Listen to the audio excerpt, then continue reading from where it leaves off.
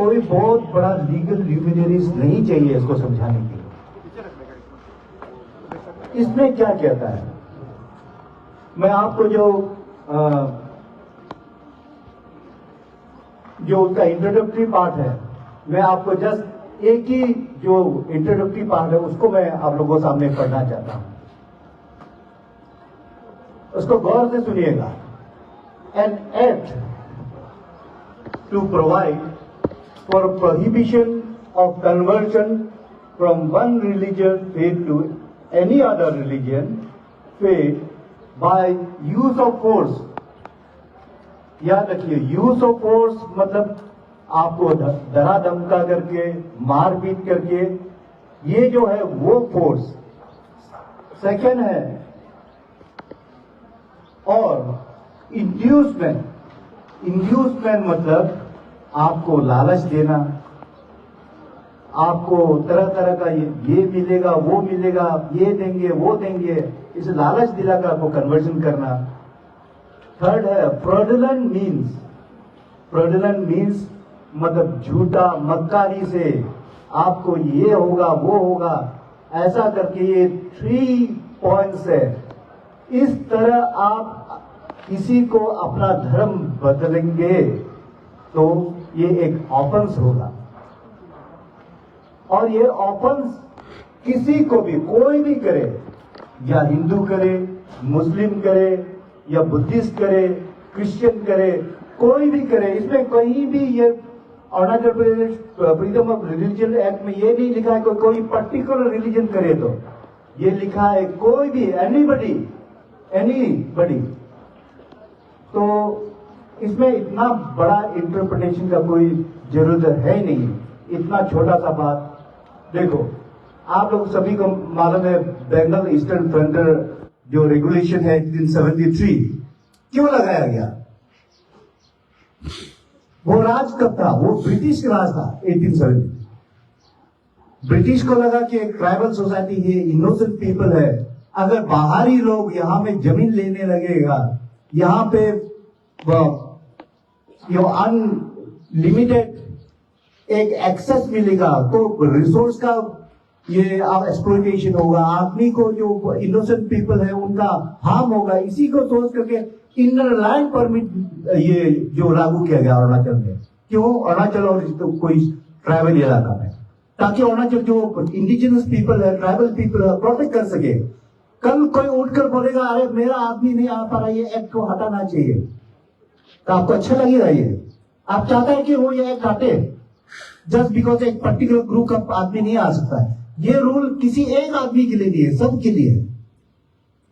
उसी तरह Arunachal Pradesh freedom of religion act ये हर धर्म के लिए है, कोई किसी पर्टिकुलर रिलीजन के अगेंस्ट में नहीं है। अगर आपको लगता है कि अनकॉन्स्टिट्यूशनल है, बहुत लोग सुना है कि बोल रहे हैं कि अनकॉन्स्टिट्यूशनल है, इलीगल है, अनकॉन्स्टिट्यूशनल है, तो आप कोर्ट क्यों नहीं जाते हैं? कोर्ट खुला है, कोर्ट दूर नहीं, यूपीए में है हाई कोर्ट। कल फाइल कीजिए, आपको चैलेंज कीजिए ये एक्ट को, क्यों नहीं कर रहा है?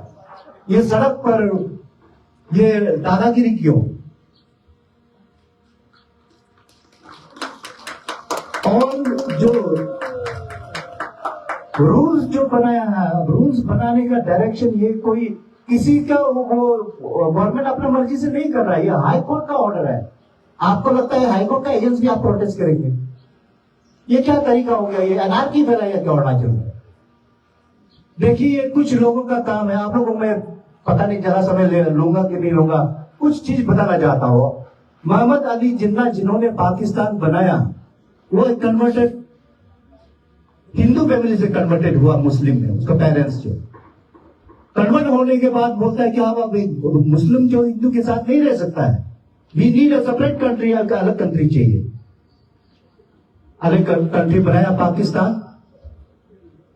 करीब 20 लाख आदमी का जिंदगी चला गया वो पार्टीशन में, रायट्स में। आप कन्वर्ट हुआ तो ऐसा नहीं कि आप खुद नफरत करने लगे अपने लोगों से। मेरा पिताजी भी क्रिश्चियन था, तो मैं नफरत करता हूं क्रिश्चियन से? बिल्कुल भी नहीं। मेरा भाई क्रिश्चियन है, बहन क्रिश्चियन है, मैं क्रिश्चियन से क्यों नफरत करता हूं? आप लोग क्यों नफरत करते हो हमसे? ये सवाल है ना। आप नफरत करते हो, फिर पूछते हैं हम तो पीसफुल रिलीजन से है। तो ये कौन सा पीसफुल रिलीजन है दूसरों को नफरत करना सिखाता है? या आप ठीक से पढ़ा नहीं है, आपका किताब में कुछ गलत लिखा हुआ है। बेस्ट रीजन एग्जाम्पल आप लोग देखिए, CA, citizens amendment act. Citizens amendment act में क्या बोला गया है?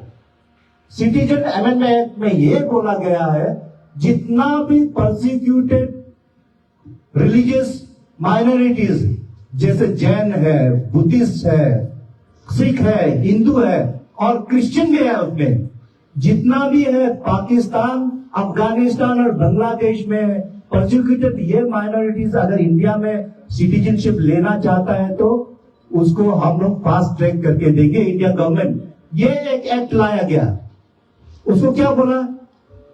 प्रोपेगेंडा देखिए तरीका। उसको बोला कि अभी सिटीजनशिप अमेंडमेंट एक्ट लाने से सारा मुस्लिम का सिटीजनशिप खतरे में है, आप सिटीजनशिप लॉस करेंगे। ये प्रोपेगेंडा चला था ना इंडिया में। 101 डेज शाहीन बाग में प्रोटेस्ट चला, याद रखिए। दिल्ली इतना बड़ा कैपिटल सिटी को 101 डेज पूरा सड़क को कैप्चर करके रखा। 101 डेज कितना आदमी मरा? 53 पीपल राइट में। 2019 से अभी 2025 6 इयर्स आपने सुना कोई किसी मुस्लिम का सिटीजनशिप छीनते हुए गवर्नमेंट ऑफ अरुणाचल इंडिया? किसी का सिटीजनशिप नहीं गया सिटीजन अमेंडमेंट एक्ट से। लेकिन प्रोपेगेंडा ये किया गया कि सिटीजनशिप अमेंडमेंट एक्ट से आपका सिटीजनशिप चला गया। यही चीज अरुणाचल में हो रहा है आज।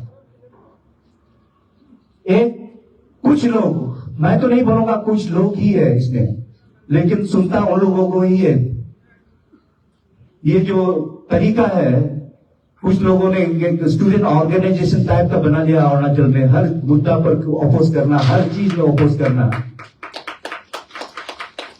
आप एक रिस्पॉन्सिबल आदमी है, किसी रिलीजियस ग्रुप को आप रिप्रेजेंट कर रहे हैं। आप मान सकते हैं कि आप सारा हम लोग सभी इजराइलीज हैं। आप मानते हैं? खुद को इजराइली मानते हैं? ये ऐसे भद्दा मजाक, ऐसे बेवकूफाना बयान देता है कुछ लोग।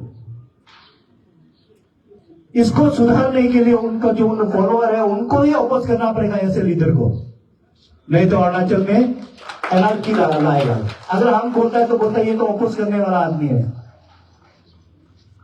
तो आप लोग गलत नजर से देखता। इसको सुधारने के लिए आप लोगों में से ही बिल्कुल भी हम लोग इजराइलिक्स नहीं है, आ ही नहीं सकता है। डीएनए टेस्ट करा लीजिए, बिल्कुल मैच नहीं करेगा आपका।